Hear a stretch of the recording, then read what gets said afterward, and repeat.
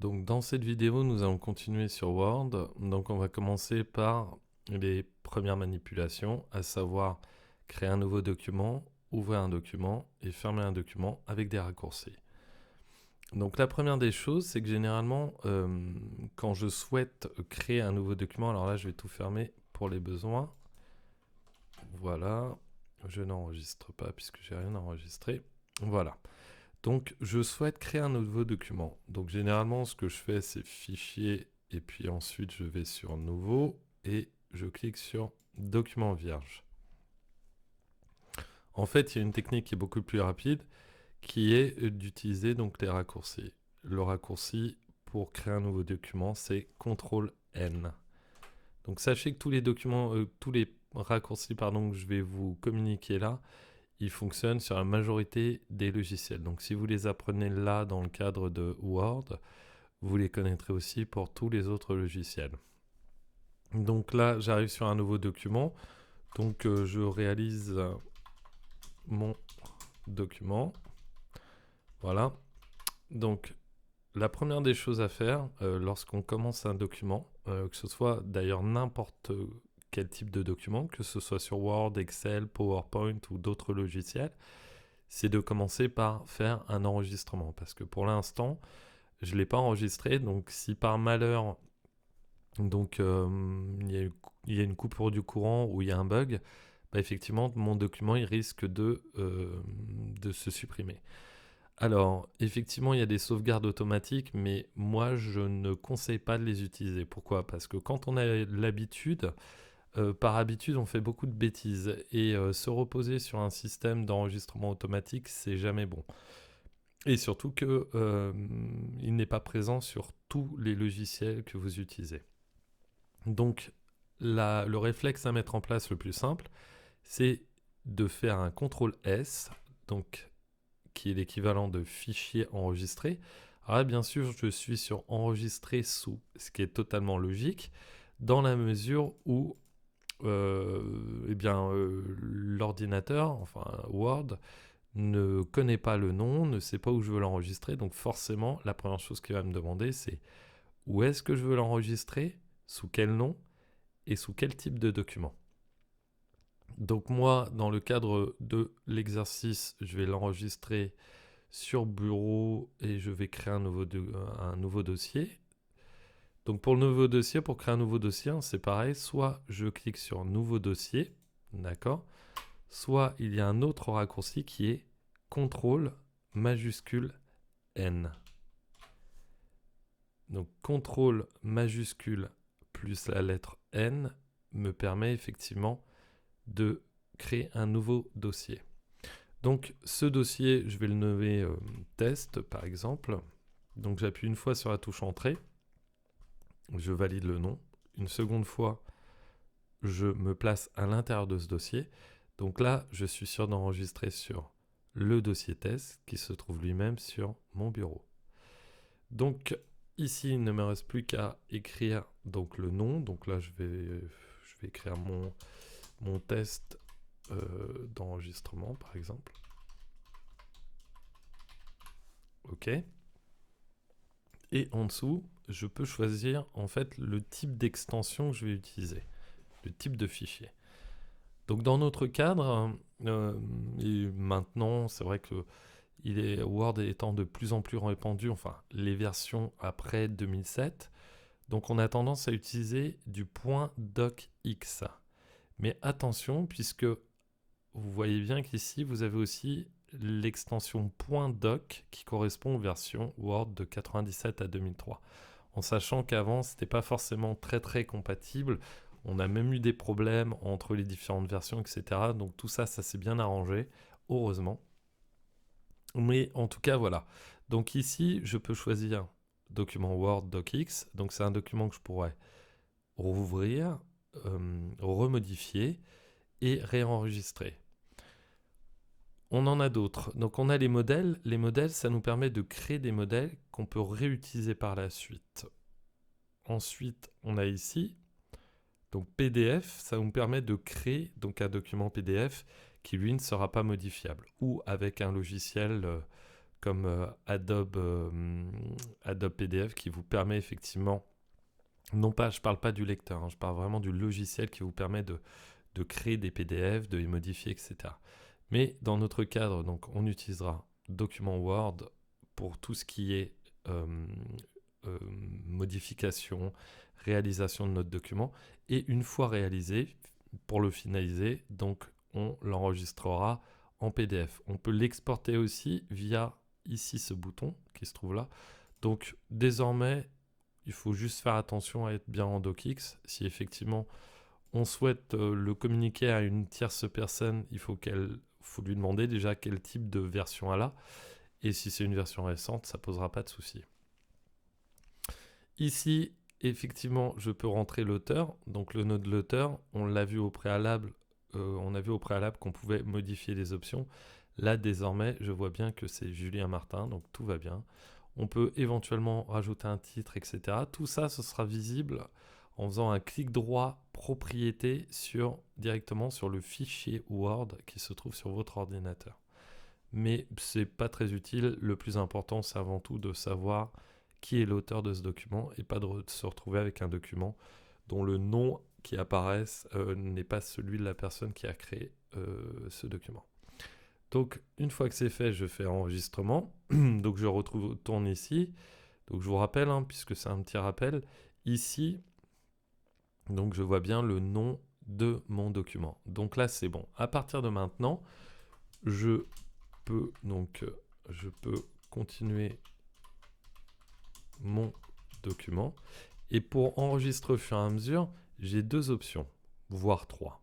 Soit je fais fichier enregistrer, ce qui me fait perdre énormément de temps, surtout que je suis en train vraiment d'écrire. Donc pour le coup, ça m'oblige à reprendre ma souris en main et à aller faire 2 clics pour enregistrer. Si je fais ça toutes les 5 minutes, à la fin de la journée, j'aurais perdu beaucoup de temps. Donc la seconde solution, elle n'est pas forcément c'est pas forcément la plus efficace, mais elle est déjà plus efficace que la première, c'est de cliquer ici, donc sur la petite disquette. Donc je clique une fois, j'ai enregistré. Alors vous voyez, hein, il ne se passe plus rien, puisque Word sait que je suis en train de travailler sur mon test d'enregistrement, donc il n'a plus rien à me demander.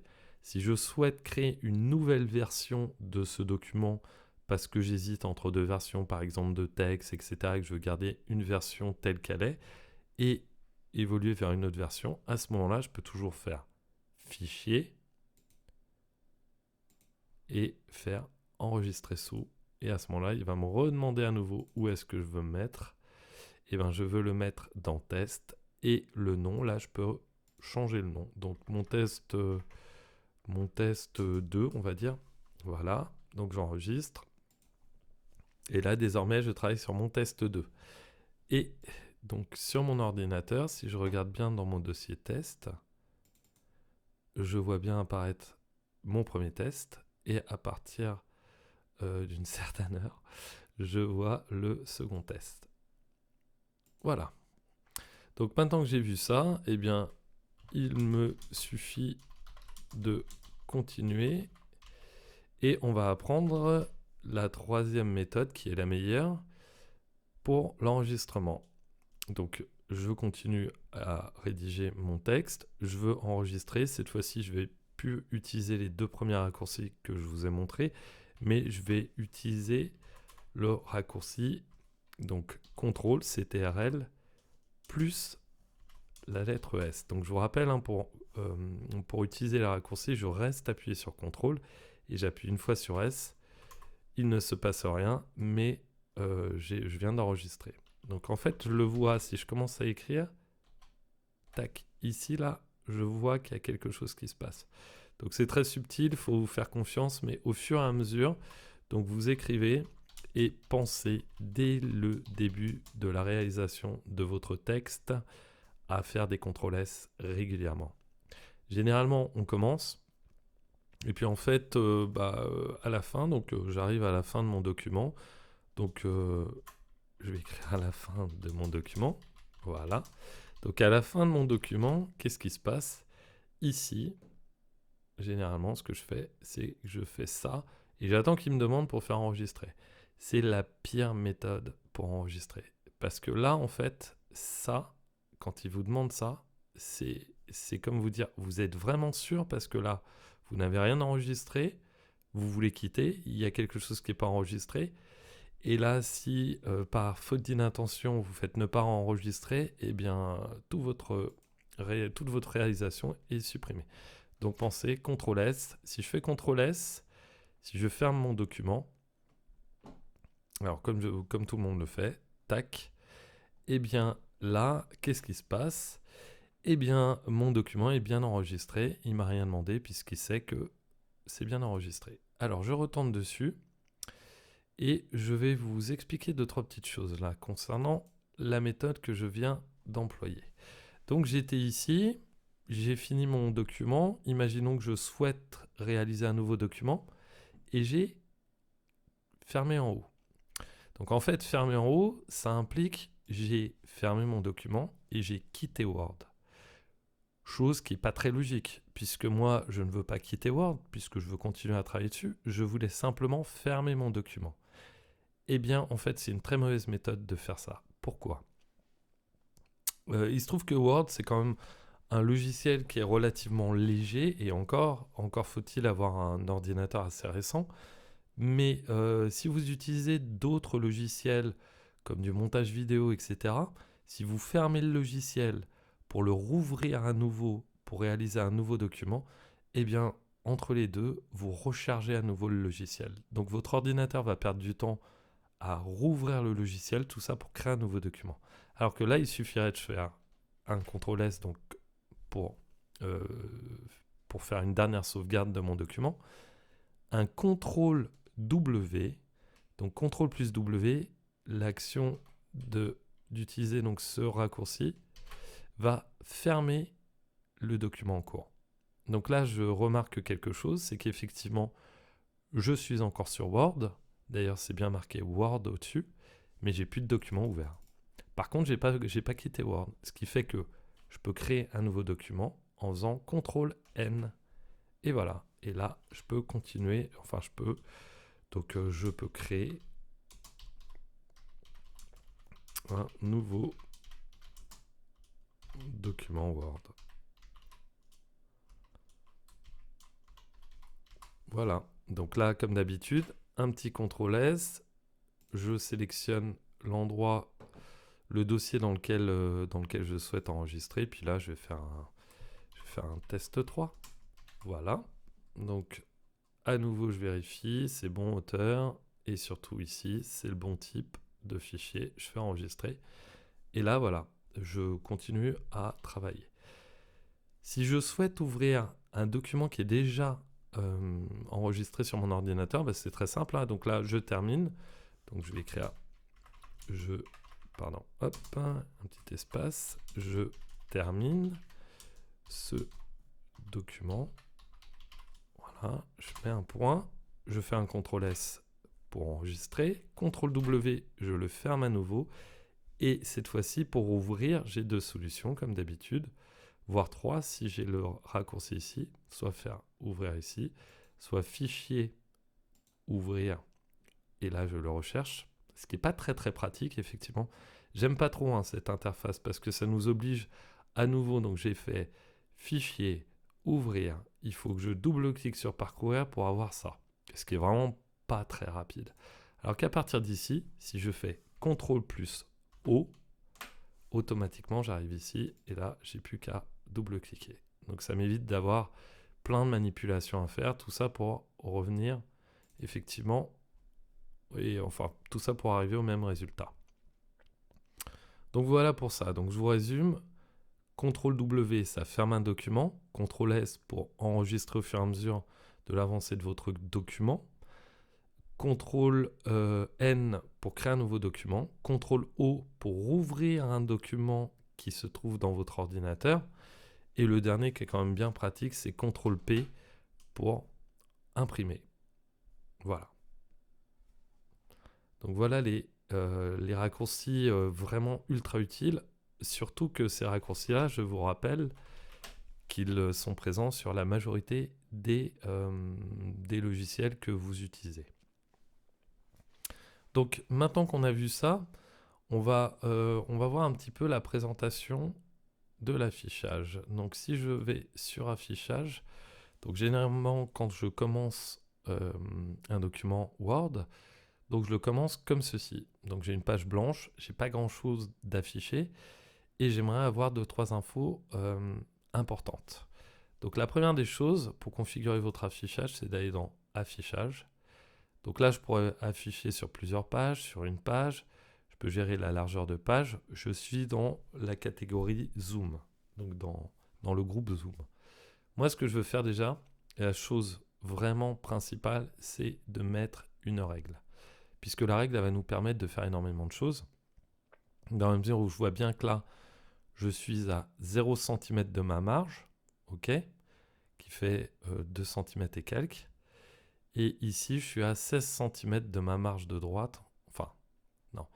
Oui, enfin, je suis à 16 cm plus 2,5 cm de la marge de gauche. D'accord? Et donc là, on voit bien que à partir d'ici, c'est ma marge de droite. Et ici, c'est ma marge de gauche. D'ailleurs, on remarque qu'il y a une différence entre le petit caractère qui image ça à gauche et à droite. Donc on y reviendra par la suite. Quoi qu'il en soit, effectivement, si je n'ai pas cette règle, j'ai aucune info. Donc c'est ultra important. Et effectivement, cette règle elle est précise. C'est-à-dire que là, vous avez vraiment une page. Alors la page, pour l'instant, on ne sait pas quel type de mise en page on a utilisé. Donc limite, on ne sait même pas quel type de page c'est. Mais on verra ça juste après. Mais en tout cas, grâce à ça, effectivement, je peux bien gérer le positionnement de mes titres, etc. Donc, ça, c'est les premières choses à faire. Hein. Vraiment, mettre la règle, c'est ultra important. Et la seconde chose, donc, c'est directement d'aller sur la mise en page et de choisir le type de page. Puisque logiquement, quand on commence à écrire naturellement, enfin, on prend un stylo, on veut écrire quelque part, on va choisir la page sur laquelle on va écrire. On ne va pas d'abord écrire et choisir après la feuille sur laquelle on souhaite mettre notre écriture. C'est inconcevable. Pourtant, c'est ce qu'on fait un peu tous les jours. Donc ici, la règle fondamentale, c'est toujours de choisir son papier avant d'écrire. Donc ici, dans mise en page, il faut d'abord vérifier sur quoi vous allez écrire. Donc effectivement, si je vais sur la taille, là, j'ai plusieurs possibilités. Donc le A4, 21, 29, 7, format standard. Après A5. Donc je vous rappelle que plus on part vers les chiffres supérieurs, plus on va diviser la page en deux. C'est-à-dire qu'à 5, c'est une page coupée en deux. Après, à 6, c'est une page coupée en 3, pour le coup, par rapport à une à 4. À 7, c'est encore coupé, et ainsi de suite. Et si on augmente dans l'autre sens, c'est multiplié. C'est-à-dire que une A3, en fait, alors là, hop, donc là, je suis sur une A3, donc on voit qu'elle est beaucoup plus grande. C'est 2 A4. Donc là, si on divise en deux, on a une A4 là et une A4 là. Donc A3, A2, deux fois plus grand, etc., etc. Donc, généralement, on utilise ça, mais rien ne nous empêcherait d'aller sur autre taille de papier ou de décider par nous-mêmes. Par exemple, je veux faire quelque chose d'un peu original. Je me dis, bon, la page sur laquelle je veux imprimer, c'est du 10 par, je sais pas moi, allez, on va mettre 10 par 7 cm. Voilà. Je fais OK. Et là, j'ai bien une feuille qui fait 10 cm par 7. D'accord? Donc ici, on peut choisir tout. Donc rien ne vous empêche de créer votre carte de visite, etc. Après, la problématique, c'est comment on va l'imprimer. Mais c'est tout à fait possible d'en faire une première et après de l'imprimer 5 fois sur une page A4. Donc ça, c'est la page d'écriture.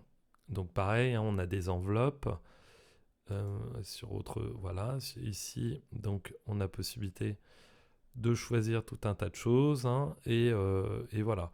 Et à partir du moment, par exemple, voilà, on peut choisir tout ce qu'on veut.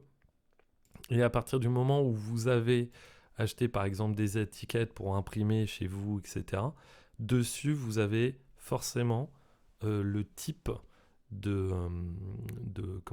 enfin les dimensions de vos étiquettes. Donc pour le coup, il suffit de reporter ces dimensions dans votre taille et vous vous retrouverez sur un document parfaitement en rapport avec le papier sur lequel ou les étiquettes sur lesquelles vous voulez imprimer.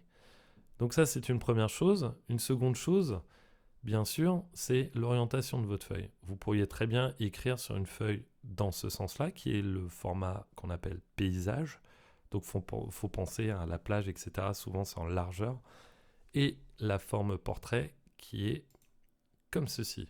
Donc généralement, pour écrire une lettre, c'est dans ce sens-là, mais pour réaliser éventuellement une affiche, etc., ça peut être aussi en format paysage, ça va dépendre. Donc maintenant qu'on a choisi ces deux-là, on est sûr d'une chose, on est sûr de bien travailler sur le bon format, et ici, on est sûr d'être sur la bonne orientation. Bon ça, il n'y a rien de risqué puisque effectivement, c'est visible. Mais par exemple, si je me mets en A5, rien ne me fait dire que celle-ci est différente de celle-ci. Alors bien sûr, là, elle vous paraît plus grande. Mais si je me mets en A5 et que j'augmente un petit peu le zoom, on ne voit pas de différence puisqu'elles sont proportionnelles. Par contre, en haut, on la voit, la différence. C'est qu'ici, donc on est à 14 et quelques, d'accord. Et si je retourne sur celle-ci, donc si j'additionne, hein, donc on est à 19, 20, 21. Donc on est à 21. OK ? Donc faire très attention à ça. Donc première chose que je fais, je vérifie ici que je suis sur la bonne taille. Parce que si je travaille sur du A5 et que je veux l'imprimer sur du A4, je vais forcément multiplier par 2, zoomer par 2 si vous voulez ce que j'ai écrit. Donc on risque d'avoir un problème de qualité. Donc ça va pixeliser. Donc toujours faire attention à ça. L'orientation, donc on l'a vu, et maintenant on a aussi les marges. Donc les marges, ce qu'il faut savoir, c'est que quand on utilise une imprimante, on ne peut pas imprimer vraiment de 0 jusqu'à droite complètement. C'est-à-dire que là, vous avez une obligation d'avoir des fonds perdus, ce qu'on appelle. Donc ça, c'est la première chose. Donc problème pour imprimer. Et seconde chose, effectivement, au niveau de notre mise en page, on n'écrit jamais complètement à gauche jusqu'à complètement à droite. On utilise des marges. Donc pour les marges, ici, on en a des prédéfinies. Donc par exemple étroites. Donc on a bien vu qu'ici, tac et tac. Et je les vois ici aussi, hein, dans ce sens-là. Donc j'ai des marges. Donc si j'écris juste un texte, donc ce que je vais faire là, c'est que je vais juste recopier ça. Je vais faire un copier-coller, histoire d'en avoir assez pour, voilà, pour pouvoir vous présenter un petit peu la logique derrière ça. Donc là, je vais reprendre tout ça. Voilà. Ok. Donc on y verra un peu plus clair. Donc maintenant qu'on a ça, effectivement, si je modifie mes marges, on les voit bien, hein. C'était surtout pour vous montrer ça. C'est que là, on voit bien que c'est très étroit. Donc, par défaut, nous, on prend 2,5. D'accord ? Ça suffit amplement et c'est un peu le modèle standard. Mais rien ne nous empêche de créer aussi ici donc des marges personnalisées. Donc, si je souhaite avoir en haut plutôt, allez, on va mettre même plutôt 3, voilà. En bas, 3. Et je vais conserver gauche et droite à 2,5. Hein. Voilà. Alors, position de la reliure. Donc là, c'est à gauche puisque c'est ici. Donc je ne suis pas au Japon. Donc voilà. Et je ne fais pas non plus des reliures vers le haut. Mais comme ça, c'est plutôt pas mal. Voilà. Donc si ça, pour moi, ça me semble vraiment ma mise en page standard que j'utilise tout le temps. Donc comme on a vu effectivement au préalable avec la police qu'on peut définir par défaut, là je peux aussi définir ça par défaut. Auquel cas il va me demander si je souhaite vraiment utiliser ça et il va le rajouter au modèle normal. Le modèle normal, c'est le premier modèle que vous ouvrez Donc la première configuration que vous allez ouvrir quand vous ferez fichier nouveau ou CTRL-N. Donc je ne vais pas le faire, hein, bien sûr. Je vais juste lui dire oui, sans lui dire par défaut, mais de toute façon, ce sera pour l'ensemble de ce document, puisque la mise en page, ça va être pour toutes les pages, là. Bien qu'on puisse modifier ça, mais c'est une autre histoire. Donc voilà, donc ici, on a vu les marges, on a vu l'orientation, la taille. Là, on a possibilité aussi de créer un texte en colonne, d'accord? Ce qui nous montre en fait, on a l'impression vraiment que c'est 2 pages dans une page. Et effectivement, c'est bien ça. Donc là, si je vais recoller mon même texte, voilà. Si je fais ceci, je vois que si je bouge ici,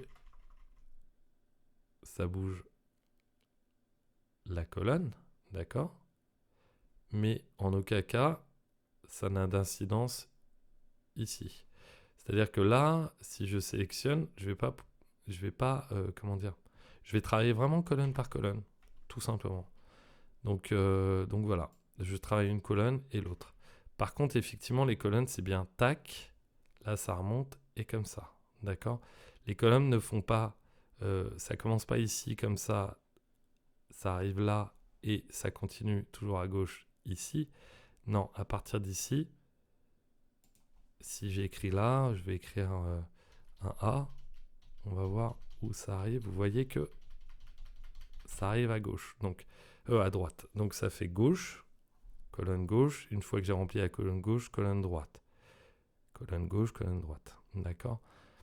Donc bon, c'est quelque chose qu'on n'utilisera pas forcément de façon courante, mais il faut savoir que c'est ici qu'on règle ça. Forcément, puisque là, c'est vraiment une mise en page. D'accord? On travaille d'abord la mise en page, et là, c'est vraiment des blocs qui seront prédéfinis pour l'ensemble de notre document. Ici, on a les retraits. Donc les retraits, alors on les reverra, puisque là, on ne va pas tout le temps faire des retraits, mais on remarque ce qui se passe. C'est-à-dire que si je pousse ce petit objet là, d'accord, ce petit curseur, eh bien je remarque ici, ça a une incidence. Donc là, je suis à 3 cm de ma marge. Et la marge, elle est représentée en grise ici et ici pour gauche et droite, et ici pour haut et bas. Je vais la remettre. Voilà, je vais la remettre ici.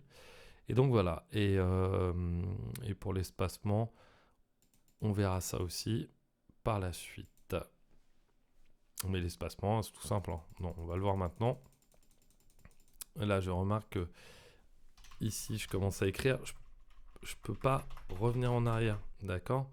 Puisque je suis 90 points après la marge. Généralement, ça, on ne l'utilise pas, hein. Vraiment pas. On n'a pas d'intérêt, en fait. Soit on définit une marge plus basse, soit on laisse comme ça et puis on commence notre document, soit éventuellement on peut sauter une ligne, hein. C'est pas non plus trop grave. Donc voilà pour ça. Donc la mise en page étant faite, on peut commencer à travailler. Alors, je vous rappelle qu'ici, j'ai mis la règle. J'ai été dans la mise en page, j'ai réalisé ma mise en page. Maintenant, je retourne en accueil, sur accueil. Et là, je vais commencer à travailler. Donc, on va voir des choses quand même très importantes pour débuter. À savoir que sur Word, alors j'en vois déjà qui vont me dire non, c'est pas possible, on n'a pas besoin d'utiliser ça, je le supporte pas, ce petit caractère non imprimable, et je ne l'utilise jamais, mais en fait, on en a vraiment besoin.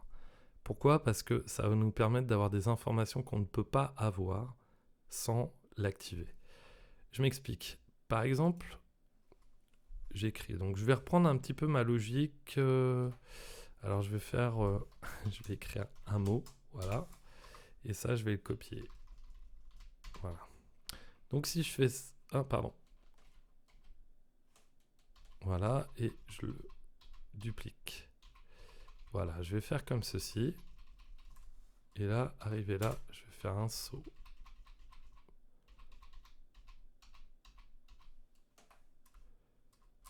Encore un. Voilà, je vais faire un saut.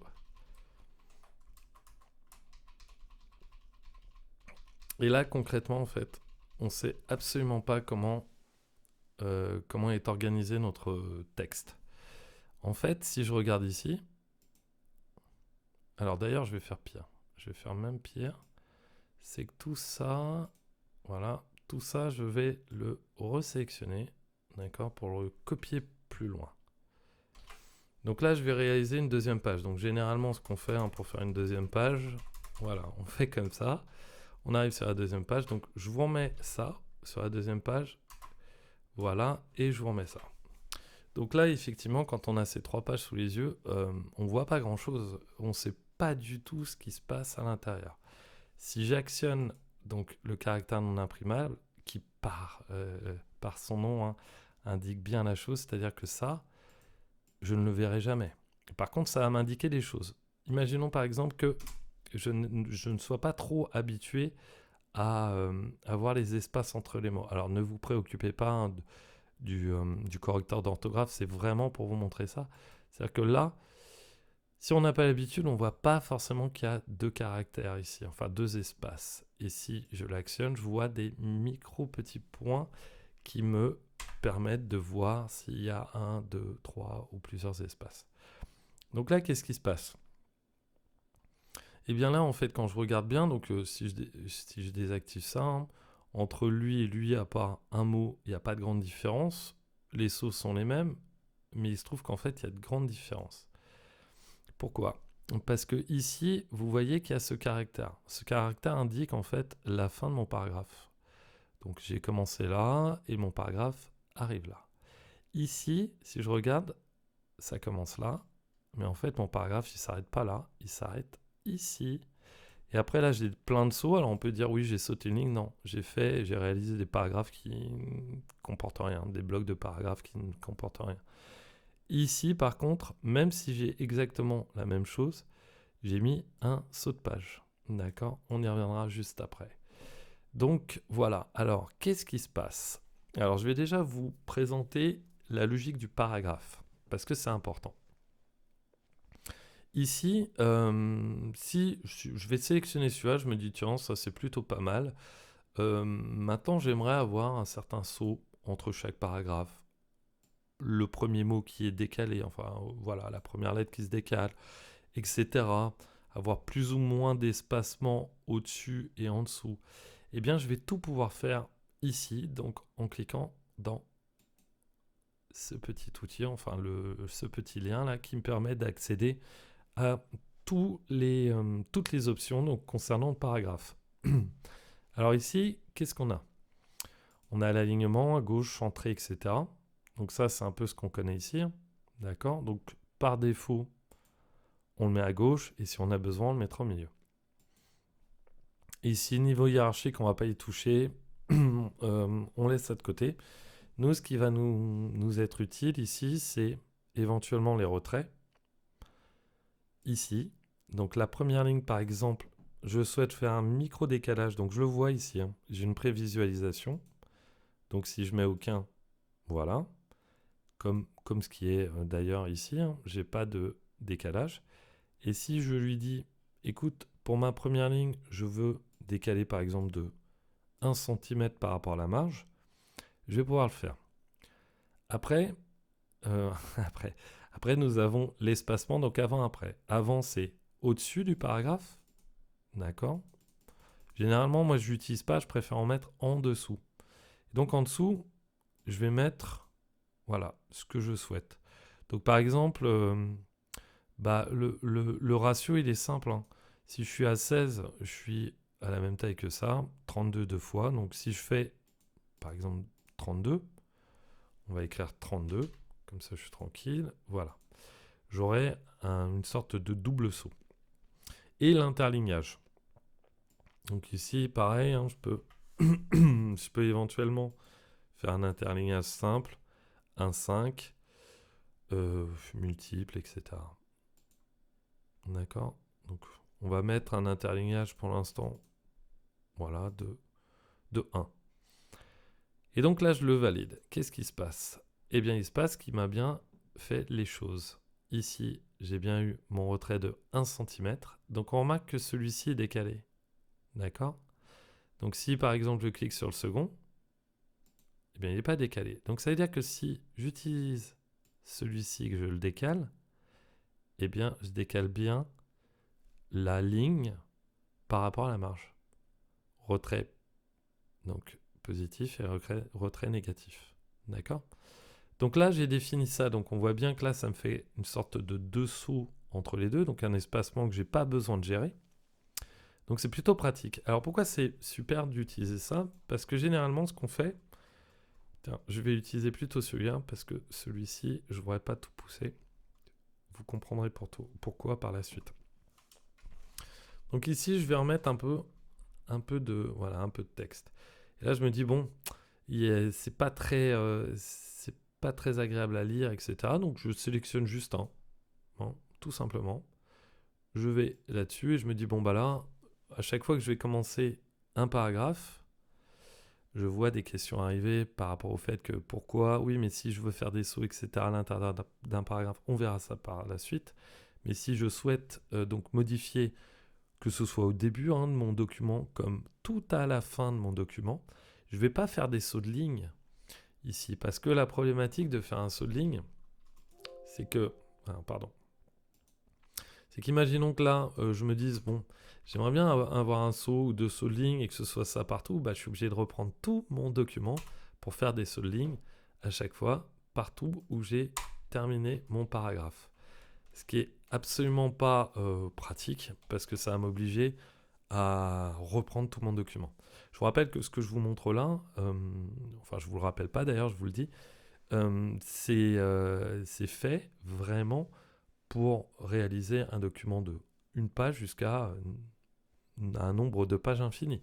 Donc pour le coup ici, moi je vais pas m'embêter, je vais simplement sélectionner celui-là, le premier ou n'importe lequel. Ici dans paragraphe, je vais décider de ce que je souhaite faire, donc retrait de première ligne. On va lui dire, par exemple, 1,5, c'est pas mal quand même, ça fait assez joli. Voilà, ici auto, non, je vais lui mettre 12. Allez, je vais lui mettre 12. Puis là, je vais garder ça. Et là, je vais lui dire, tu me le définis par défaut. Il va me demander encore une fois, comme sur l'autre vidéo par rapport à la police, si je le veux sur ce document ou si je veux désormais avoir tous les documents qui sont basés sur cette configuration. Moi, je vais lui dire sur ce document seulement. Donc, je valide. Et voilà. Et vous avez vu, j'ai sélectionné celui-ci. En fait, il l'a modifié partout. Donc, la seule chose qu'il n'a pas faite, c'est ici. Donc, vous voyez là, j'ai réussi à passer à la ligne, mais j'ai pas appuyé sur la touche entrée qui m'a fait ce caractère-là qui, maintenant vous le savez, qui représente effectivement le... D'ailleurs, celui-ci, je ne l'ai pas changé. J'aurais dû le faire. Puisque là, il est différent sur... Mince. Alors, attendez, parce que j'avais déjà défini celui-ci en haut. Je vais redéfinir l'ensemble à partir de celui-ci. Donc là, je vais faire... Alors, j'avais fait 1,1. Non, première ligne, j'avais fait 1,5 de retrait. Voilà. Ici, nous avions multiple. C'était 1 et quelques. On va lui dire... Voilà, 1. C'était 1,1, je crois. 1.1 par défaut. Après, donc, on va mettre plutôt 12. Et voilà, corps du texte, OK. Et je le définis celui-ci par défaut pour ce document. Voilà. Donc maintenant, c'est bon. Donc maintenant que j'ai réalisé ça, non, pourquoi c'est pas bon? Alors pourquoi il me fait ça? Alors attendez. Là, il y a un petit truc qui est pas normal. Pourquoi est-ce qu'ici, il me fait un saut comme ceci alors que les autres, ils sont parfaits? C'est un peu étrange.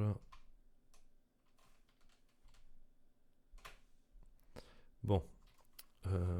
Tac, tac, tac. Donc, c'est pas grave. Je vais effacer la mise en forme. Ici, alors, si je reprends... Alors, je vais refaire un paragraphe juste au-dessus pour voir. Donc, ici, j'écris quelque chose. Je vais écrire texte, par exemple. Voilà. Donc là, je vois bien les petit point, donc CTRL-C, CTRL-V, tac, tac, tac, tac, tac. Donc là, le premier, ben non, c'est bon, tout est bon. Sauf qu'ici, ici, les autres sont pas bons. Alors, attendez, parce que j'ai oublié tout à l'heure, ah oui, j'ai oublié de sélectionner tout à l'heure, c'est pour ça que ça risque pas d'être bon. Donc 1.1, voilà. Et si je sélectionne pas l'ensemble du document, ça ne fonctionne pas, hein. Donc là, après, donc on va lui mettre 18, voilà. Et là, si je le définis par défaut, alors le fait de définir par défaut, je vous rappelle que ce sera appliqué à tout le document, mais par la suite, pas au document, enfin pas au texte que j'ai utilisé. Donc là, je fais ça, et voilà. Et là, c'est bon. Donc voilà, donc j'ai bien tout ce qu'il faut. D'ailleurs, je pense qu'il était bon dès le départ, mais c'est simplement parce que j'ai mal vu les choses. Alors, si je continue là, texte.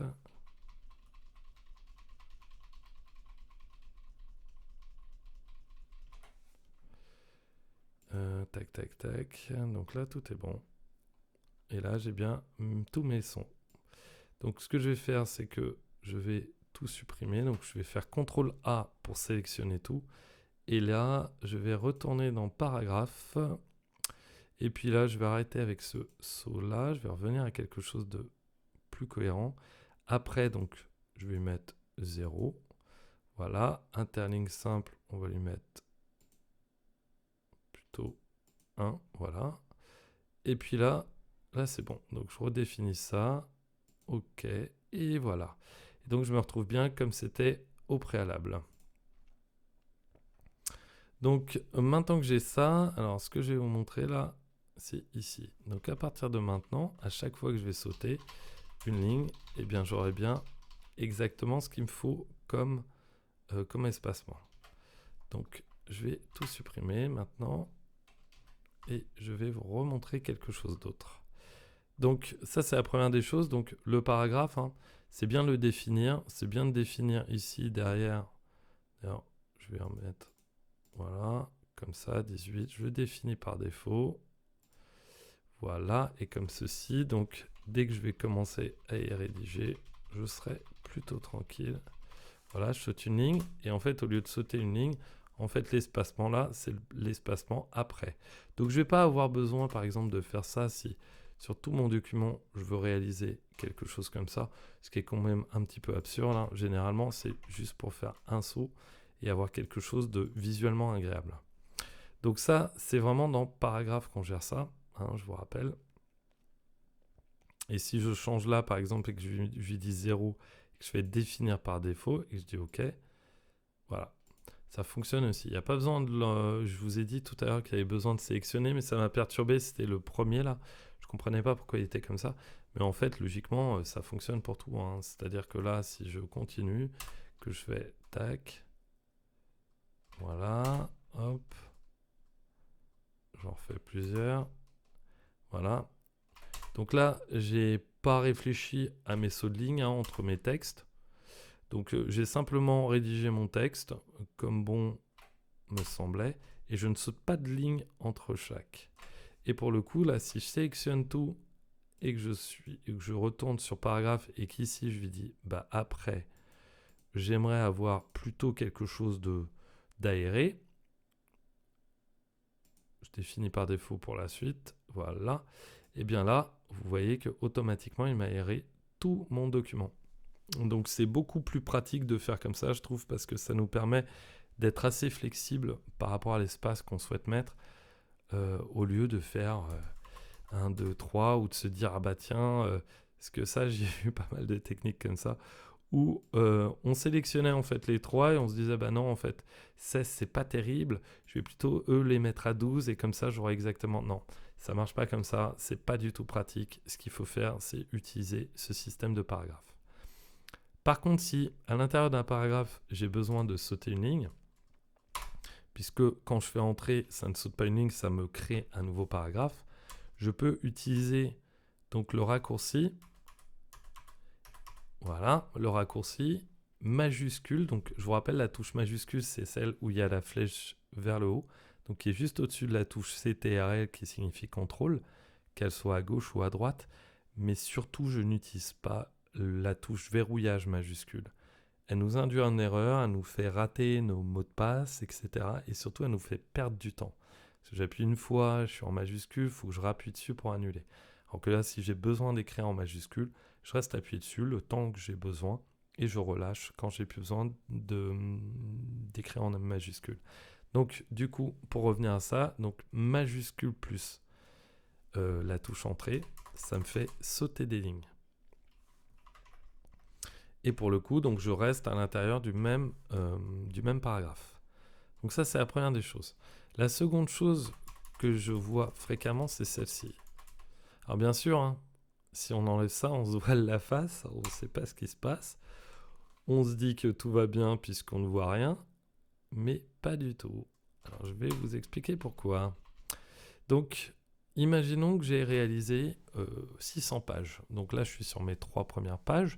Mais après, j'en ai 597 qui suivent. Donc, comment est-ce que je vais faire? J'ai besoin de rajouter quelque chose dessus. Bon, je me dis, j'ai de la place, donc tout va bien. Ici, je vais commencer à écrire. Donc, je vais mettre nouveau, hein, pour bien vous faire comprendre. Voilà. Donc, alors, je suis pas sûr d'avoir bien... Voilà. Non. J'ai sélectionner, effectivement, c'est toujours ça le problème. Il faut que je mette le caractère spécial, puisque sinon, si je sélectionne jusqu'ici, bah pour le coup, lui, il passe à la ligne parce que tout ça, c'est un paragraphe. Moi, je veux sélectionner juste le texte, donc il faut que je le prenne sans le symbole. Donc, vous voyez que c'est très utile quand même. Déjà, première logique, sans compter ce qu'on voit en plus comme information. Donc, je sélectionne ça. Donc, je vais recommencer parce que, voilà. Donc, CTRL-C, CTRL-V. Donc là, pour le coup, vous voyez, je passe par la ligne. Mais par contre là, au fur et à mesure que j'écris, qu'est-ce qui se passe? Il se passe que sur mon autre page, en fait, je suis en train de tout décaler. Donc, vous allez me dire, c'est pas grave, il suffit que je fasse ça, et puis tout va bien. Oui, tout va bien. Sauf que le problème, c'est que si je continue... pardon. C'est pas V que je veux faire, c'est CTRL-V.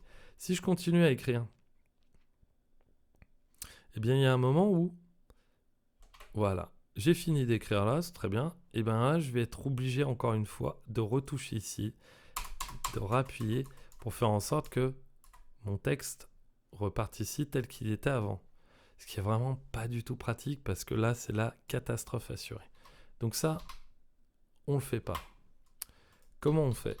Eh bien, c'est beaucoup plus simple que ça, mais ça demande effectivement... une façon de procéder qui ne doit pas changer. À partir du moment... Alors donc j'étais ici, hein, d'accord? Donc tout ça, ça n'existait pas. Voilà. Et ici, donc, j'avais quelque chose... alors je me souviens pas bien, mais c'est pas grave. Imaginons qu'à partir d'ici, donc je souhaite commencer sur une nouvelle page. Donc c'était ici. Hein. Voilà. Ici, j'avais un espace. Donc ça, je veux que ça commence ici. Tout ce texte-là, je veux qu'il soit sur la 3e page. Je me place là et j'appuie sur la touche CTRL, puis Entrée tout en appuyant, en restant appuyé sur la touche CTRL. Donc CTRL. CTRL plus Entrée. Il se passe ça. Donc, qu'est-ce que c'est que ce petit truc? Eh bien, ce petit truc fait dire à notre document Word, voilà, notre page s'arrête ici. Mais ce qui est génial, c'est ça, c'est que je peux rajouter n'importe quel texte ici. Vous voyez, je rajoute, eh bien, la page d'après, pas de problème, elle reste telle qu'elle est. D'ailleurs, si je vais au bout, alors je vais mettre ici, hein, hop. Donc là, je continue à rédiger, et puis je me dis, je vais être un peu juste, il va me falloir une autre page. Regardez ce qui va se passer. Donc, j'y vais doucement, encore une... Voilà. Donc à partir de là, je vois que mon autre texte est toujours bien agencé par rapport au début de cette page. Donc en fait, l'acte d'avoir besoin d'une autre page va tout simplement continuer à intégrer une page. Mais là, si on regarde jusqu'au bout, hein, donc tant qu'on n'a pas besoin d'une autre page, il va pas créer de page entre, mais en tout cas, une chose est sûre, c'est qu'il ne touchera jamais au texte d'en dessous. Donc, la méthode, c'est celle-ci. À chaque fois que vous finissez une page, que ce soit tout en bas ou en milieu de page, etc., si vous voulez passer à la page suivante, vous faites CTRL et Entrée. Et donc pour le coup, alors là, bien sûr, il est ici. Donc je vais supprimer juste ça. Voilà. Donc mon saut de page, il est là. Donc je commence bien ma page ici. Voilà. Donc là, j'ai manipulé ces 3 pages-là. Celle-ci n'a pas bougé. Les seules qui vont bouger, qui ont une incidence, c'est celle-ci sur celle-ci, puisque effectivement, il n'y a pas de saut de page. Si je mets un saut de page là, donc CTRL Entrée, voilà. Donc j'ai bien les 3 pages. Et si ici, je rajoute du texte ou des sauts, ce que je veux, qu'est-ce qui se passe? Eh bien, il ne se passe rien. Si je le fais ici, idem. Donc je peux faire tout ce que je veux. Tant que je ne passe pas, enfin que je ne dépasse pas la taille de la page, il ne va pas m'intégrer une nouvelle page. Et par contre, le reste, on voit bien que les 3 pages là sont indépendantes les unes des autres. Si j'avais pas eu ça, tout ce que je fais, vous voyez bien, si j'efface quelque chose, ça efface là. Par contre là, lui, il est tranquille et indépendant. Alors quand je dis indépendant, c'est vraiment en termes de contenu. Ça reste des pages assemblées. Donc page 1, 2, 3, 4. Donc voilà. Alors petite chose importante, c'est que regardez bien en bas. Là. Si je continue, donc je vais écrire, alors d'ailleurs, oui. Donc je vais écrire n'importe quoi, AZERTY, j'espace, AZERTY, j'espace, AZERTY, j'espace, et là je vais continuer à écrire. En fait, il se trouve que si j'arrive vraiment à la limite, alors je suis pas encore à la limite, voilà, donc on va continuer, tac, tac, tac, tac, tac, tac, et là regardez ce qui se passe. Mon saut de page, eh bien, il va être un petit peu caché. Voilà, jusqu'ici. Et en fonction du zoom que je vais utiliser, je ne vois pas forcément le saut de page de façon flagrante. Donc, il faut faire toujours attention à ça et bien vérifier que vous n'avez pas un petit saut de page qui traîne quelque part qui vous perturbe en fait l'organisation. Donc, pour ça, c'est simple. Il suffit juste de se mettre sur le dernier caractère. Et puis pour voir, vous supprimez un petit peu. Puis là, on le voit apparaître. Donc voilà pour ça. Donc bonne méthode à appliquer, c'est d'utiliser justement, enfin d'éviter de faire trop de sauts de page, d'utiliser pour ça, donc à l'intérieur, à l'intérieur de vos documents, surtout d'utiliser donc des paragraphes dans lesquels on met plutôt des sauts de ligne. Et surtout, à chaque fin de page réalisée, vous mettez un saut de page. Et comme ça, vous êtes sûr, à la fin, de ne pas avoir, au moment d'une modification, de ne pas avoir des modifications qui se font de la page modifiée jusqu'à la fin de votre document. Et que ça ne pousse pas tout votre document. Et pour le coup, ça ne décale pas l'ensemble de votre contenu. Donc, il faut faire très attention à ça parce que c'est vraiment le genre d'erreurs qui peuvent vous faire perdre énormément de temps dans la modification et puis pour trouver quelque chose de cohérent, sans compter le stress à ce moment-là. Et pour le coup, tout ce temps perdu, vous auriez pu l'employer plutôt à travailler votre contenu que des problèmes de technique. Donc voilà pour ça. Donc ça, c'est vraiment des choses qui sont ultra importantes. On verra par la suite d'autres choses concernant les sauts de page. Il existe d'autres types de sauts, sauts de section, etc. Mais ça, on verra ça vraiment par la suite.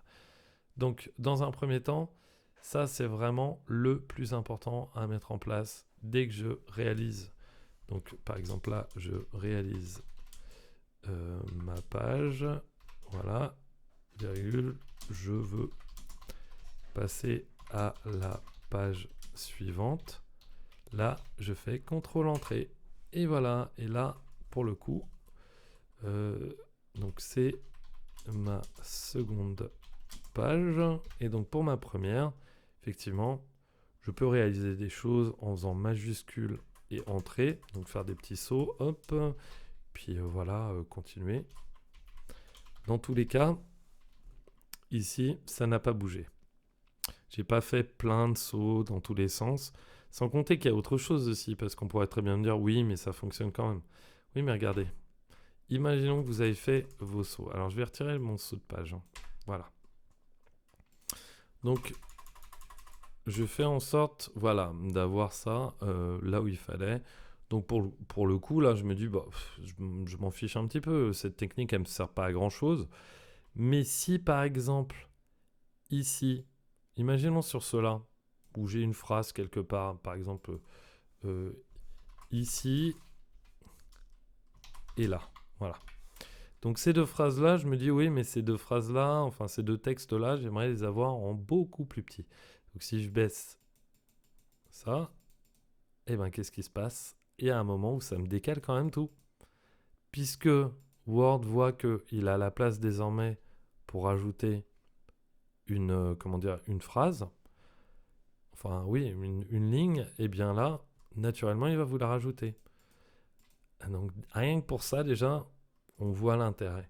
Donc là, ce que je vais faire, c'est que je vais faire un contrôle-entrée. Voilà, donc je vais supprimer ça, puisque sinon, on va le retrouver. Donc voilà, donc ici, je vais supprimer ça. Voilà, comme ça, mon saut de page, il est bien sur ma première page. Et là, en fait, je peux faire ce que je veux. Je vous rappelle, je peux augmenter. Donc là, je vais dépasser la taille de ma page. Et pour le coup, il dit, OK, moi, je ne toucherai pas à la page là. Par contre, je vais intégrer une page pour rajouter le contenu entre les deux. Donc vous allez me dire, oui, mais ça rajoute une page. Oui, mais on n'a pas le choix. Soit on fait ça, soit on décale tout notre document. Si vous ne voulez pas faire ça, bah, le gros problème, c'est que tout le reste de votre contenu, là, il va se décaler. Donc on est un peu obligé de faire ça. Et rajouter une page, c'est pas forcément néfaste si on a un peu de contenu à mettre dedans. C'est pas grave si les pages sont pas totalement remplies.